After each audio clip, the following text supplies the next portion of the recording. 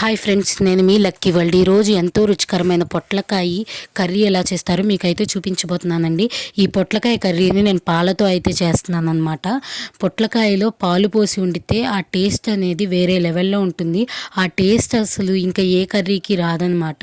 ముందుగా పొయ్యి మీద బాండీ పెట్టుకొని బాండీలో కొంచెం ఆయిల్, కొన్ని తిరగమాత గింజలు వేసుకున్న తర్వాత కొంచెం కరివేపాకు అయితే వేసుకోవాలి. కరివేపాకు బాగా వేగిన తర్వాత సన్నగా కోసుకున్న ఉల్లిపాయ ముక్కలు అయితే వేసుకోవాలి.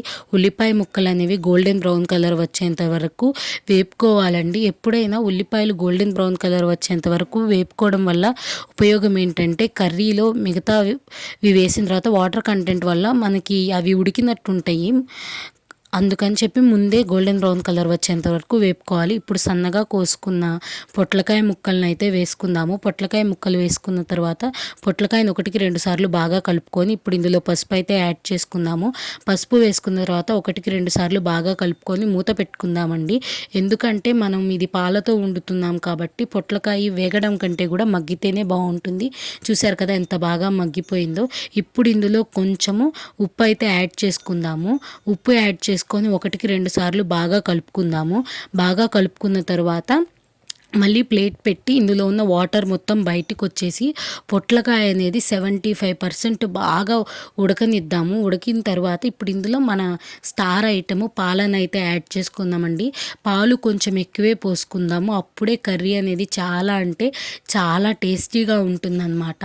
పాలు పోసుకున్న తర్వాత 1-2 సార్లు బాగా కలుపుకోవాలి. పాలు పోసుకున్న తర్వాత హై ఫ్లేమ్లో అస్సలు ఉంచకూడదండి.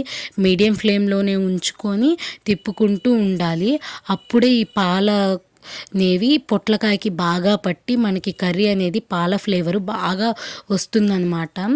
ఇప్పుడు 1-2 సార్లు తిప్పుకున్న తర్వాత ఒక 5 మినిట్స్ పాటు అలాగే మీడియం ఫ్లేమ్లో ఉంచి వదిలేయాలి కర్రీని. మధ్య మధ్యలో చూసుకుంటూ అడుగంటకుండా ఉంటే సరిపోతుంది. ఇప్పుడు ఇందులో మనము కారం అయితే యాడ్ చేసుకుందామండి. కారము యాడ్ చేసుకొని బాగా కలయి తిప్పుకుందాము. అప్పుడు కలయి తిప్పుకోవడం వల్ల ఆ కారము ఫ్లేవర్ వల్ల ఆ కారానికి ఉన్న కలర్ వల్ల కర్రీ అనేది ఇంకా బాగా కలర్ఫుల్గా కనిపిస్తుందన్నమాట. ఇప్పుడు బాగా తిప్పుకున్న తర్వాత దాన్ని అలా వదిలేద్దాము. ఎందుకంటే కర్రీలో ఉన్న పాలు అవన్నీ మిగతావి కర్రీకి పట్టి అది కర్రీ అనేది బాగా దగ్గర పడుతుందన్నమాట. దగ్గర పడిన తర్వాత ఇప్పుడు 1-2 సార్లు బాగా కలుపుకుందాము. అడుగంటనివ్వకుండా బాగా కలుపుకున్న తరువాత మనము ఈ కర్రీని కొంచెం సేపు అలాగే మీడియం ఫ్లేమ్లో ఉండనిద్దాము. ఎందుకంటే మీడియం ఫ్లేమ్లో ఉంచిన తర్వాత అడుగున ఉన్న ఆయిల్ అనేది ఇలా పైకి వచ్చేస్తే ఇంకా కర్రీ అనేది రెడీ అయిపోయినట్టండి. ఇప్పుడు చక్కగా 1-2 సార్లు కలుపుకొని ఒక 2 మినిట్స్ ఉంచుకొని దించేసుకుంటే ఎంతో రుచికరమైన పొట్లకాయ కర్రీ అనేది రెడీ అయిపోతుంది. Thanks for watching. నా వీడియోస్ చూస్తూనే ఉండండి. నా ఛానల్ని సబ్స్క్రైబ్ చేసుకోండి.